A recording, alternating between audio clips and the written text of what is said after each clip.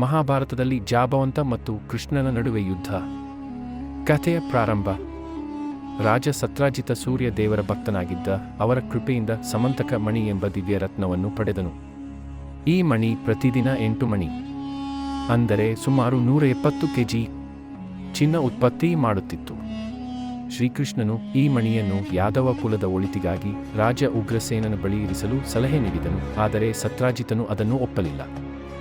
ಒಮ್ಮೆ ಸತ್ರಾಜಿತನ ಸಹೋದರ ಪ್ರಸೇನ ಸಮಂತಕ ಮಣಿಯನ್ನು ಧರಿಸಿಕೊಂಡು ಬೇಟೆಯಾಡಲು ಅರಣ್ಯಕ್ಕೆ ಹೋದನು. ಅರಣ್ಯದಲ್ಲಿ ಪ್ರಸೇನನು ಬೇಟೆಯಾಡುತ್ತಿದ್ದಾಗ ಒಂದು ಬಲಿಷ್ಠ ಸಿಂಹವು ಆತನನ್ನು ಕೊಂದುಬಿಟ್ಟಿತು. ಸಿಂಹವು ಪ್ರಸೇನನ ಮೃತದೇಹದಿಂದ ಸಮಂತಕ ಮಣಿಯನ್ನು ತೆಗೆದುಕೊಂಡಿತು.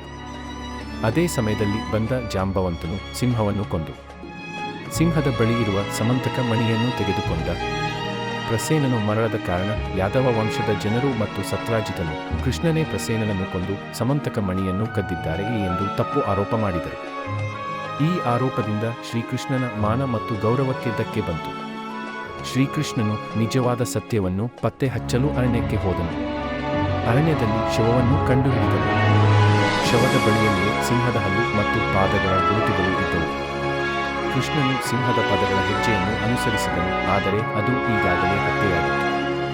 ಶ್ರೀಕೃಷ್ಣನು ಸಿಂಹದ ಶವದ ಹತ್ತಿರ ಹಣ್ಣಿನ ಬೀಜ ಮತ್ತು ಒರಳು ಗುರುತುಗಳನ್ನು ನೋಡಿ ಅದು ಒಂದು ರಾಕ್ಷಸ ಅಥವಾ ಕರಡಿ ಕೊಂದಿರಬೇಕು ಎಂದು ಊಹಿಸಿದನು. ಸಿಂಹದ ಪಾದ ಗುರುತುಗಳ ನಡುವೆ ಕರಡಿಯ ಪಾದ ಗುರುತುಗಳು ಕೂಡ ಕಂಡವು. ಕೃಷ್ಣ ಅದರ ಹಿಂದೆ ಹೋದನು. ಅವರು ಜಾಂಬವಂತನ ಗುಹೆಗೆ ಸೇರಿದರು.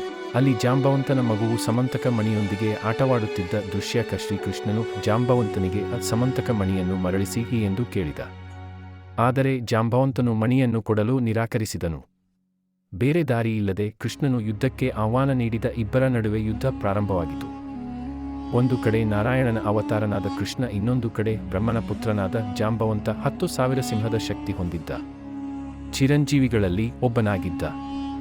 ನಾರಾಯಣನ 10 ಅವತಾರದಲ್ಲೂ ಇದ್ದ. ವಾಮನ ಅವತಾರದಲ್ಲಿ ವಾಮನ ತನ್ನ 3 ಹೆಜ್ಜೆಯಿಂದ 3 ಲೋಕವನ್ನು ಆಕ್ರಮಿಸಿದಾಗ ಜಾಂಬವಂತ 3 ಕ್ಷಣದಲ್ಲಿ 3 ಲೋಕವನ್ನು 18 ಬಾರಿ ಸುತ್ತುವರೆದು ತನ್ನ ಶಕ್ತಿಯ ಪರಿಚಯ ಮಾಡಿಸಿದ್ದ. ಆದರೆ ಅವನು ವೇಗದಿಂದ ಹಾರುವಾಗ ಅವನ ಕಾಲಿನ ಬೆರಳು ಮೇರು ಪರ್ವತಕ್ಕೆ ತಾಗಿತು. ಅದರಿಂದ ಮೇರು ಪರ್ವತ ನೀನು ಯಾವಾಗಲೂ ವೃದ್ಧಾಪಿಯಾಗಿರು ಎಂದು ಶಾಪ ನೀಡಿತು. ಅದರ ಶಾಪದ ಕಾರಣ ಜಾಂಬವಂತನ ಶಕ್ತಿ ಸ್ವಲ್ಪ ಕಡಿಮೆಯಾಗಿತ್ತು. ಅವನ ಶಕ್ತಿ ಕೃಷ್ಣನಿಗೂ ಕೂಡ ತಿಳಿದಿತ್ತು. ಇಬ್ಬರ ನಡುವೆ ಯುದ್ಧ ಪ್ರಾರಂಭವಾಯಿತು. ಇಬ್ಬರು 21 ದಿನಗಳ ಕಾಲ ಯುದ್ಧ ಮಾಡಿದರು. ಮೊದಲ ವಾರದ ಯುದ್ಧದಲ್ಲಿ ಜಾಂಬವಂತನು ಕೃಷ್ಣನನ್ನು ಕೈಯಿಂದ, ಪಾದದಿಂದ ಹಾಗೂ ವಜ್ರದಂತೆ ಗುದ್ದುವ ಮೂಲಕ ಹೋರಾಡಿದರು. ಕೃಷ್ಣನು ಪ್ರತಿಯಾಗಿ ಮಹಾವೇಗದಿಂದ ತಿರುಗಿ ಜಾಂಬವಂತನ ಮೇಲೆ ಪ್ರಬಲ ಆಘಾತ ನೀಡಿದರು. ಎರಡನೇ ವಾರದ ಯುದ್ಧದಲ್ಲಿ ಹೋರಾಟವು ಮತ್ತಷ್ಟು ತೀವ್ರವಾಯಿತು. ಜಾಂಬವಂತನು ಅಪಾರ ಶಕ್ತಿಯಿಂದ ಬಂಡೆಗಳನ್ನು ಎಸೆದು ಭೀಕರವಾಗಿ ಕ್ರೋಧದಿಂದ ಆಕ್ರಮಿಸಿದರು. ಆದರೆ ಕೃಷ್ಣನ ಶಕ್ತಿಯು ಕಡಿಮೆಯಾಗದಿರಲಿಲ್ಲ. ಜಾಂಬವಂತನು ತನ್ನ ದೇಹದಲ್ಲಿ ಗಾಯಗಳನ್ನು ಅನುಭವಿಸುತ್ತಿದ್ದ, ಆದರೆ ಅವರ ಹಠ ಕೆಳಗಿಳಿಯಲಿಲ್ಲ.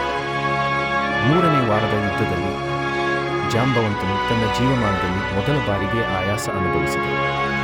ಶ್ರೀಕೃಷ್ಣನು ಪರಮಾತ್ಮನ ಶಕ್ತಿಯಿಂದ ಅದೇ ಸಾಮರ್ಥ್ಯದಿಂದ ಯುದ್ಧ ಮಾಡುತ್ತಲೇ ಹೋದರು. ದಿನಕ್ಕೊಂದು ಮಂತ್ರವಾದಂತೆ ಜಾಂಬವಂತನು ತನ್ನ ಶಕ್ತಿಯು ನಿಧಾನವಾಗಿ ಕಡಿಮೆಯಾಗುತ್ತಿರುವುದನ್ನು ಅರಿತುಕೊಳ್ಳತೊಡಗಿದರು. ಹೋರಾಟದ ಅಂತಿಮ ಕ್ಷಣದಲ್ಲಿ ಜಾಂಬವಂತನು ತನ್ನ ಎದುರಾಳಿಯ ಶಕ್ತಿಯು ಸಾಮಾನ್ಯ ಮನುಷ್ಯನದು ಅಲ್ಲ ಎಂಬುದನ್ನು ಗ್ರಹಿಸಿದರು. ಆಗ ಅವರಿಗೆ ಈ ಶಕ್ತಿ ಶ್ರೀರಾಮಂದು ಎಂಬ ಅನುಭವ ಆಯಿತು.